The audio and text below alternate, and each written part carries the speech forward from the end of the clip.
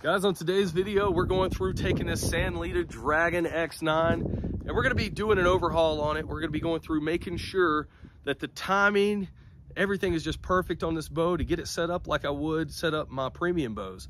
So we're gonna be going through looking at cam timing, making sure that's good, making sure, I guess, first of all, that the draw weight, draw length is set up correctly for you, and we'll show you how to do that. And then we'll just make sure that everything is tightened down the way it should be. And we're gonna get this thing paper tuned. So we'll show you exactly what that is to make sure this thing is just driving tacks every time. That way, when you get it out here to the range, you're gonna be able to shoot those arrows and not worry about any of the inconsistencies with the tuning of the bow. So like and subscribe, guys. We're gonna get into this, show you how to tune up this bow, get this thing set up for you, get it sighted in, and get you ready to go out there on the range. All right, guys, so we're out here in the garage. We're gonna get this thing tuned up. So if you watch the initial bow impressions review video of this thing, when we were shooting the arrows, we noticed that they were kind of fishtailing and doing some crazy stuff. So that was a telltale sign to me that this thing needs to be tuned up just a little bit. So I don't think it needs a lot, honestly. It probably just needs some very minor tweaks to it. So what we're gonna do is we're gonna go through, make sure everything is in time.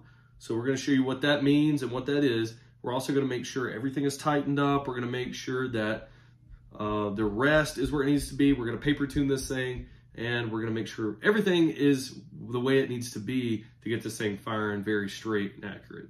So the very first thing I like to do is make sure that the timing is good. So one thing that you wanna do before that is make sure that whatever poundage you have it set at, that it's even on both limb pockets. So in my case, I have it all the way against the riser.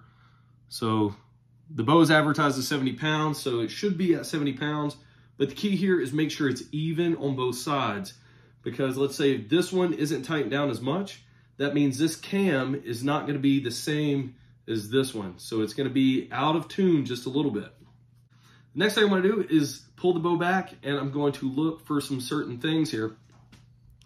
If you look right here, on the adjustment cam module right there, it's like a flat piece. So this right here is what is gonna be hitting against the cable. That's the cable stop. I'm gonna be trying to look down the bow the best I can to make sure those are hitting the string at exactly the same time. That's gonna let me know that it is in time, or at least for the most part. So I'm pulling it back. I can verify that the bottom one's hitting and the top one's hitting. All right, so hopefully you can see that. See how it's contacting the string right there? The bottom of that cam module. Okay, and then same thing for the top one. It's hitting it right there on the bottom. Okay, so that let me know they're hitting at the same time. So that means the bow is in time, or at least as close as it possibly can. So that's a good starting point. You're setting the bow poundage. One thing I like to do is start out with it cranked all the way down. So riser is against that limb pocket. So this bow does come with it set at like 20 pounds. So it's kind of backed way out. So what I would do is take the big wrench it comes with, tighten it all the way down on both sides. That way it gives you a fresh starting point, and you know you're starting with it even. And then what I like to do is take some type of Sharpie or white paint in this case, and I've made a little reference mark here. That way when I'm doing my rotations around, I can count exactly how many times I'm going around and loosening this up. So let's say we wanted it about 60 pounds. You know, you might back this off maybe 3 or 4 turns on both sides, but the key there is you want to do it evenly. So make your reference marks and do the same amount of rotations backing off the same on both of these limb pockets. All right, so that's how you set your poundage. Once you get it to where you want it, then we can move on to the draw length. I'll place a chart in the video here on some of the references based on poundage and the draw length for this bow. That way you can get it set up right. But in my case, I have this set 70 pounds pull, and then I have it set at about 27-inch draw length. So let's go through, and I'm going to show you how to set the draw length here. So this bow makes it super easy to adjust the draw length. That's one cool thing about it. especially if you're a new archer, which is kind of what this bow is really for. So we're going to locate a cam. What you want to do is flip it over to the side where it has the Sanlida, and you're going to see a little Allen head right here. So let's say you pulled it back and you found out that it's way too long and you want to start just taking out some of the length. What you're going to do is loosen up this bolt right here. And you only need to loosen it up because it's going to ride in this track right here. That's basically just locks it into place. You're going to do that on both sides. You're going to loosen that up. That's all you have to do is just barely loosen it because it's going to slide. All right, so you're going to locate the bolt right there on the cam module. And you want to see what number is showing. So in my case, that's only 3. And that's what works for me. But let's say you want it to be a longer draw length. Then you might want to bring it out to the 2 or even the 1. And there's some on up here as well. But this thing has so much adjustability. We're going to loosen this up.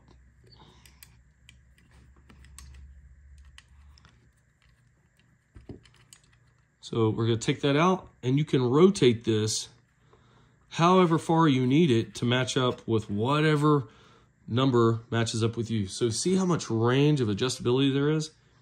There is a ton. And I'm not going to go through every one, but there is a chart based on, let's say you have a really small kid, and they're going to be pulling this back. That cam module is going to stop, based on this cable stop right here, is going to stop the draw cycle where it hits that cam module. So that is how you do it. You're going to do that on both sides. For me, I'm putting it back in the 3. And I'm going to tighten this back down because that's what works for me. But you're going to want to make sure those are on the same number on both sides. Okay, and then don't over tighten this. Just nice and snug because this is aluminum and it can strip. So you're going to do that on both sides. And then after you're done, you're going to flip it back over. And you're going to tighten down that little bolt again. Okay, once again, not over tightening it. And you're going to do that on both sides. Make sure they're nice and tight. Now that we have our draw weight and draw length all dialed in, you want to do both of those first because that's going to, it's really going to impact everything else. So get those set first. So if you need to mess around with the draw length, let's say the chart isn't perfect and you need to adjust that, just take your time, get it to where you need it. And then also with that, make sure your peep sight is in the right place. All right, so if you're having trouble figuring out what your draw length should be, so you're gonna get the measurement in inches for your wingspan, and then you're gonna divide that by 2.5, and that's gonna give you roughly what your draw length should be in inches.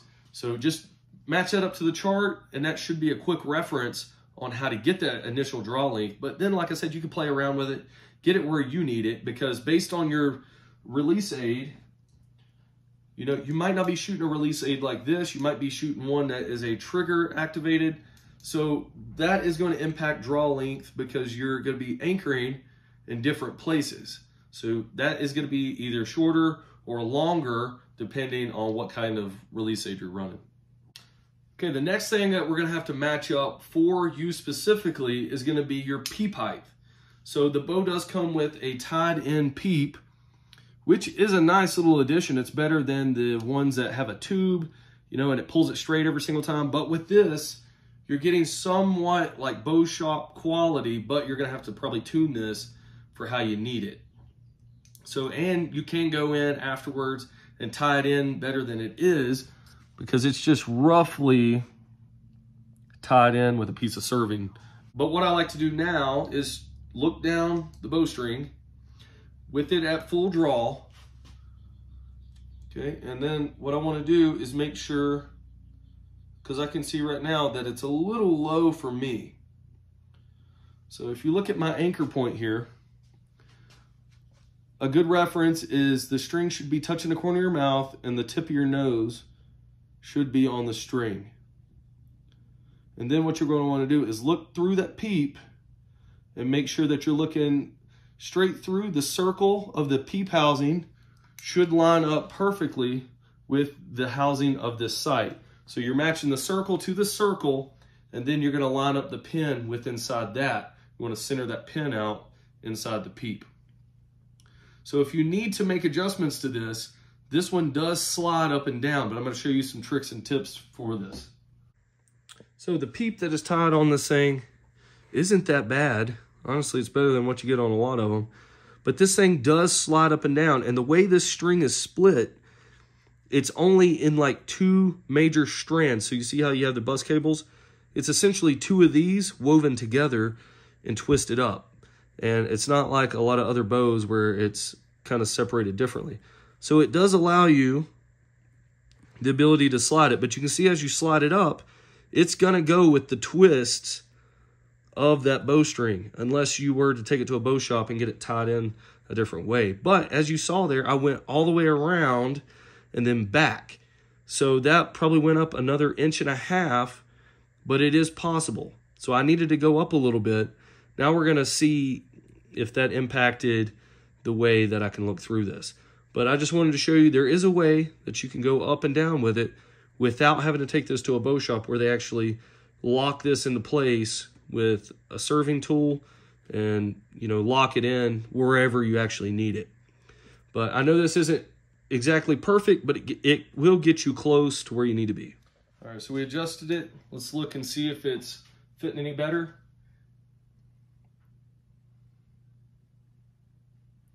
All right, I can work with that. Now that we have the bow pretty much tuned up for us specifically, including cam timing, weight, draw length, we got our peep sight where we need it. Now we're gonna go through and get the bow set up to receive the arrow and make sure the arrow is all good to go and make sure that the rest, everything else is tuned up to match that. So what I like to do is take a bare shaft arrow. So I've removed the fletchings or the vanes from the arrow, and I've just got this sitting on the rest. So in this case, we have a whisker biscuit. So I got that sitting in there. But what I want to do is I want to look to make sure that everything's lined up. So what I like to do is make sure that my pins, my string, and down the length of the arrow are all in one straight line. And that's going to get me pretty close. Down the arrow, string, and the sights. So another good baseline that I like to do is to measure my center shot. This is also going to make sure that this next step is either going to move your sight or your rest. So I'm just taking a little measuring tool right here, and it doesn't have to be this, it could be anything. And I'm just measuring from the back of the arrow to the riser, and then I'm measuring from the front part of the arrow to the riser. And what I want that to be is exactly the same. That's going to make sure that that arrow is as center lined as possible within the rest and the riser right here. That way we know if this is centered out, that means we need to move the sight to match the alignment of the arrow and the string as we're looking down it. Okay, so once we have it to where all of this is in one line, then we can take it over to the paper tuning. So the paper tuning is where we can really fine tune if there's any issues. So if we notice that the paper is not tearing consistently, we can show you how to move it around. So we're gonna go into that right now. Another thing you wanna look at to make sure that it's not out of whack is your cam lean. So a lot of times if a bow has a lot of cam lean, so this is the cam, meaning it's tilted one way or the other. So that can cause a lot of different effects on your arrows. So you wanna make sure that your cam is pretty much straight up and down in relation to the string and the riser. That's gonna allow the best accurate shots possible. Also, when you're at full draw, you wanna make sure that there is no excessive cam lean towards one way or the other. There is gonna be a little bit of lean towards the bus cables because they are being pulled a little bit towards this rod right here, but not too much. So if you see it's way out of where it needs to be, then you probably need to take it to a bow shop and let them fix it. But this one, I haven't did any tuning on it as far as cam lean, so it was perfect right out of the box. So right here, I do have the DIY paper tuning stand. So you can check out my video on how to make this. It's like under 20 bucks for sure. And you get the paper, you can do all that. And it's just a nice thing to have around. That way, if you're starting out the new season, you can fine tune your bow, make sure it's good to go for the season. And then I just have a target behind it here. You want to make sure you're shooting in a safe location. Make sure you're not going to be shooting into your neighbor's living room or your own living room and killing somebody. So that would not be good. Make sure it's in a safe direction. I know what is behind this wall right here. And also I have a lot of boxes with some extra stuff inside that's going to stop any deflection. But what we're going to do is get the paper tuning going. So I have the paper tuning stand about 3 feet away from the target. That's going to allow a good buffer zone for that arrow to clear the paper into the target. And then I'm going to stand in front of this. And what we're going to do is take that bare shaft arrow and we're going to try to see if we can shoot a hole through here. And what we're looking for is just a pinhole. We don't want to see any deviations from that pinhole. If there is, that means that we need to make some adjustments. So I'm going to show you that right now. So go ahead and get your arrow knocked. We're going to go ahead and shoot through. All right, so we do have a pinhole. I'm going to show you that. So usually, just by doing what we've done so far, you can get pretty close. All right, so that's a pretty nice little bullet hole. But what we're going to do to make sure that we're even closer is we're going to shoot the arrows with the fletchings on as well. So with the fletched arrow, that's going to give us more indication because we're going to see the tear marks from the fletchings.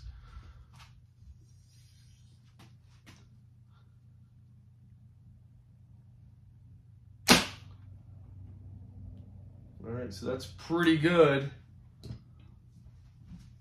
I'll show you what I'm talking about.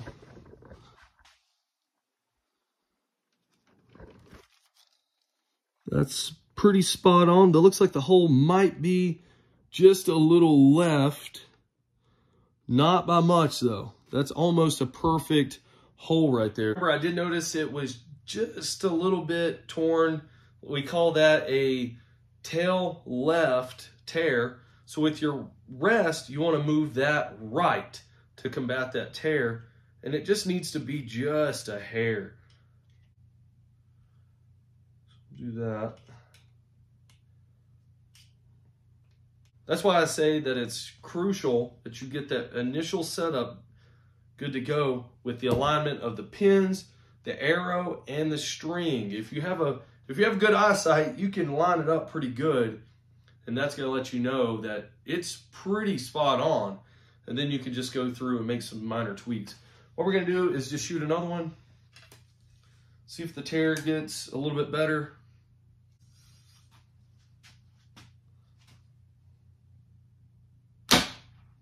All right, there we go. Perfect.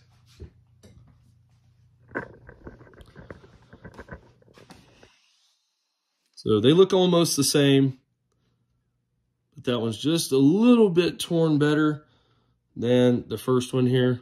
But both of them would have probably been keepers. So that's how you paper tune a bow.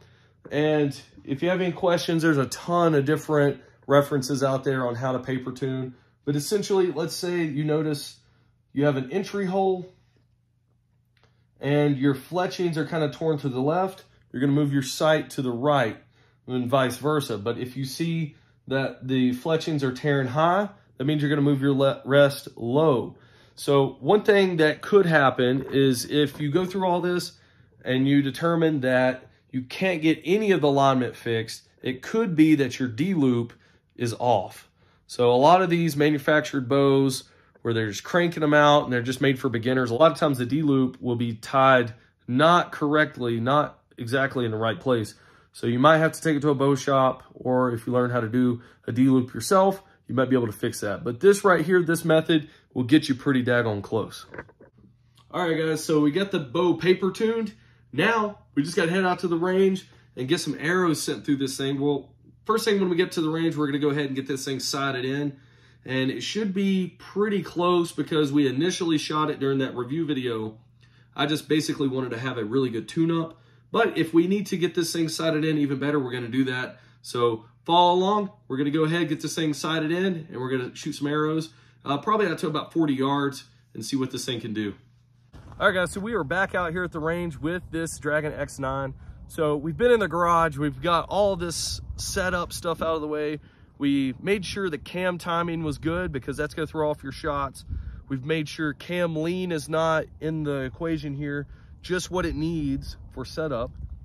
We've also made sure everything is tight, the bolts are tight, make sure nothing is loose on the bow, as well as making sure our draw length is set correctly and our draw weight is set correctly, because those can also throw off the timing of this bow. And then lastly, we went through and paper tuned this thing and showed that this thing is driving tacks on paper. So let's get this thing out here and see what we can do on the range. We're gonna be shooting these Dragon 10 arrows, also made by Sanlida. So they make some good lines of arrows. So check out my review and comparison of these arrows because they might be something you wanna pick up as well. But we got a target at 20 right here. We're gonna try this thing out and see how it does.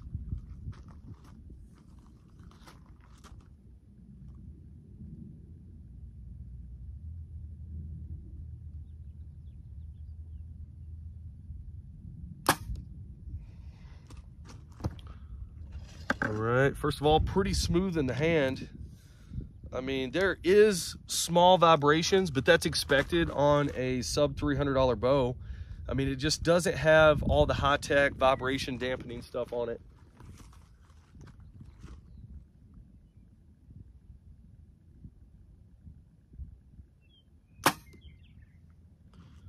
I'm gonna have to re-sight this thing in a little bit.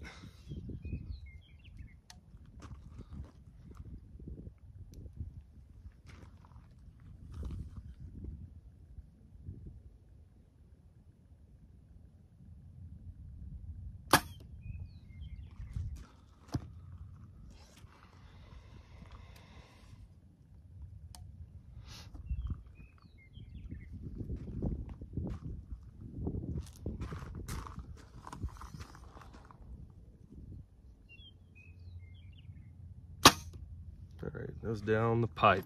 All right, for some shots right here. I haven't really sighted it in. It's pretty dead on. I mean, it's about a 6-inch spread right there. I think we had one flyer, but 2 in the circle here, pretty good. So we're gonna go through, dial this thing in, see if we can sight it in a little bit better. All right, so we were shooting a little to the right. So what we're gonna do is go through and we're going to move our sight housing to the right a little bit.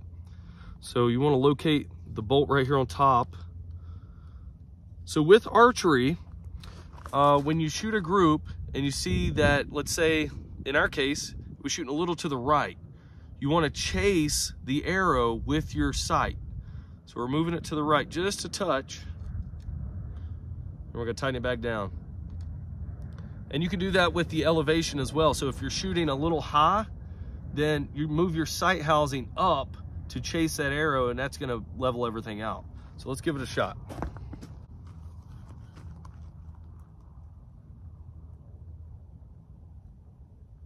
All right, maybe we adjusted too much to the left. We'll have to see.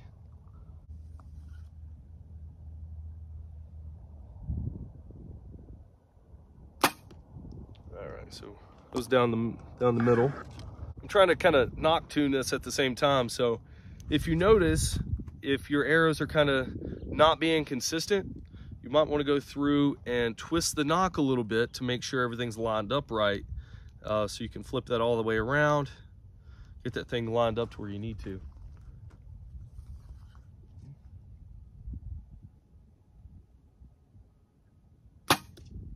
There we go, that's a good group right there. Actually, I think I might have hit that arrow.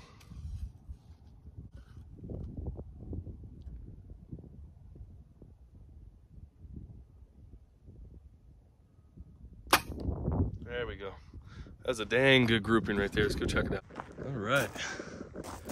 There we go. So 3 of these are within 2 inches. And then we got this flyer over here, but they're all touching the circle. So not half bad. For just having to adjust the sight just a little bit, and we probably need to bring it back just a touch to the right. But I think elevation we're on. So there you go, that's how you adjust the sight to get this thing sighted in. But now we're gonna bring this thing back to 30 and see how it does. Go ahead and give these a couple try and see if we need to move the sight anymore. Now for this one, we're gonna be using our second pin down.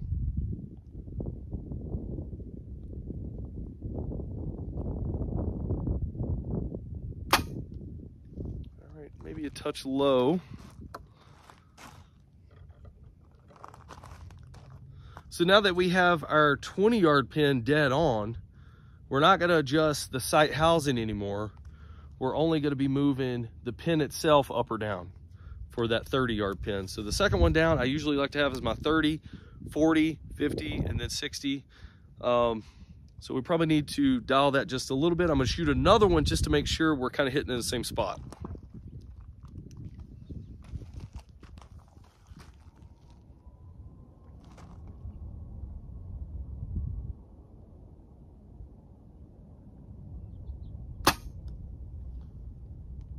Well, that one was, elevation was good. Let's shoot another one. It was just a little bit to the right.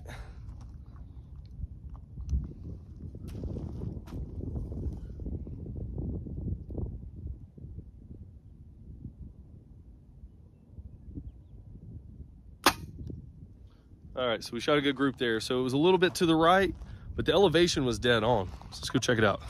All right, so we only shot 3 this time, but you can see these 2 were dead on the left. This one was a little bit low, but not too bad for 30 yards.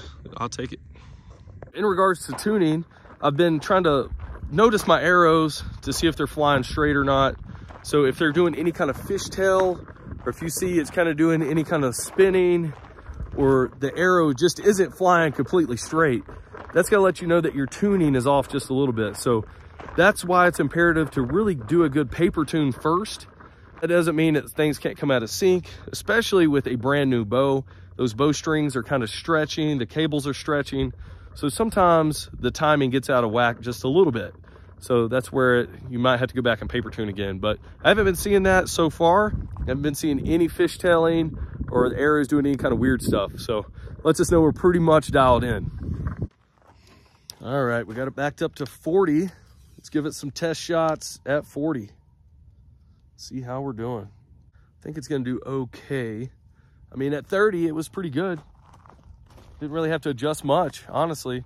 So if you do wanna adjust it, like I said, we just go through and do it the same way as I described before. If you're shooting high, if you've already dialed in your 20-yard pin, don't move the sight housing anymore. But if you're on your 30 and then beyond, if you're shooting high, you're just gonna move your pin high to match that. If you're shooting right to left, you have to move the entire sight housing for that.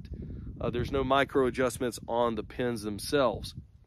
But that's how you do it, guys. Very simple to sight in your bow. And I also have a video that's probably one of my most popular videos on the channel, and that is how to sight in a bow. So let's go through, shoot this at 40.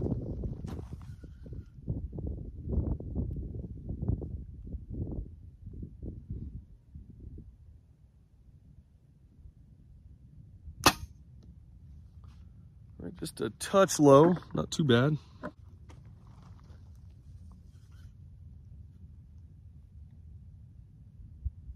I'm using my 3rd pin down for this.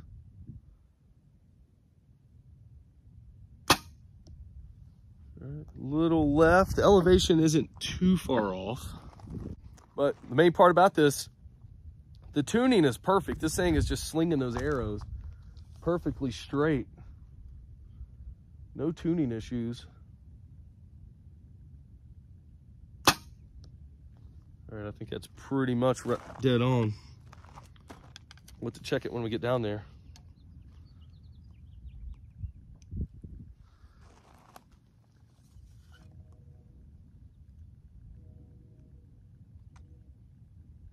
There we go. All right, let's go check them. All right, at 40, not too bad of a group for the first time shooting this thing. So yeah, I would say about a 7-inch spread right there at 40. Not too bad for a sub $300 bow. All right, guys, thanks for checking out this video on the tuning of this Dragon X9. And overall, the tuning was pretty easy on this bow. This is a very standard style bow. It's very easy to tune. It has the normal yokes. This bow is kind of styled after what we've known for the past 30, 40 years. So nothing crazy with the design, nothing that's gonna be crazy to work on. This thing is pretty much ready to go, and all you have to do is go through and tweak some things with the tuning and just confirm that the tuning's good. So overall, we didn't have to do a lot to this bow to get it ready, because it does come as a ready to shoot package or ready to hunt package. So it's not far from that. It just takes a little bit of know-how, and that's why I published this video to help you guys set this bow up, especially since this bow is for beginners. This isn't like a bow shop bow where you're gonna be going and having them do all the setup for you. This is something that you can kind of set up yourself and get out there, start shooting some arrows. All right, guys, hopefully you liked this video. If you did, like and subscribe. Guys, maybe you're just shopping around. Check out that affiliate link in the description box. Help me out here on the channel. That way I can showcase some more products like this from Sanlida on our channel here. Thanks for watching. If you have any questions, comments, concerns, put those in the comment box below. I'd be glad to help you out with any questions concerning this bow. So overall, guys, this is a pretty nice little bow. Thanks for watching.